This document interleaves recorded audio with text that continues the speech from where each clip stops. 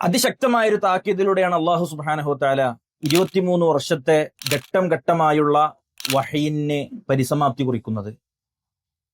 വിശുദ്ധ ഖുർആനിലൂടെ മനുഷ്യർക്ക് ആവശ്യമായ എല്ലാ നിയമനിർദ്ദേശങ്ങളും ഫളായിലുകളും വിധികളും വിലക്കുകളും എല്ലാം അവതരിപ്പിച്ചതിന് ശേഷം അള്ളാഹു പറയുകയാണ്, വത്തഖൂ യൗമൻ തുർജഊന ഫീഹി ഇലല്ലാഹ് സുമ്മ തുവഫാ കുല്ലു നഫ്സിൻ മാ കസബത് വഹും ലാ യുദ്ലമൂൻ.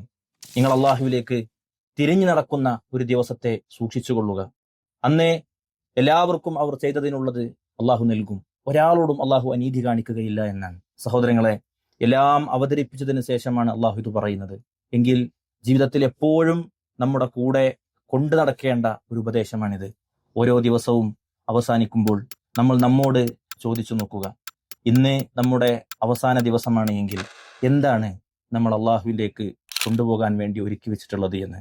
ഈ ചോദ്യത്തിന് നമ്മളെ സ്വയം ശുദ്ധീകരിക്കാൻ സാധിക്കും. നമ്മൾക്കൊരു ആത്മവിശുദ്ധി നേടാൻ ഇതിലൂടെ സാധിക്കും. ഇതെപ്പോഴും നമ്മുടെ ഹൃദയത്തിൽ നമ്മൾ ചേർത്ത് വെക്കുക. അള്ളാഹു അനുഗ്രഹിക്കുമാറാവട്ടെ.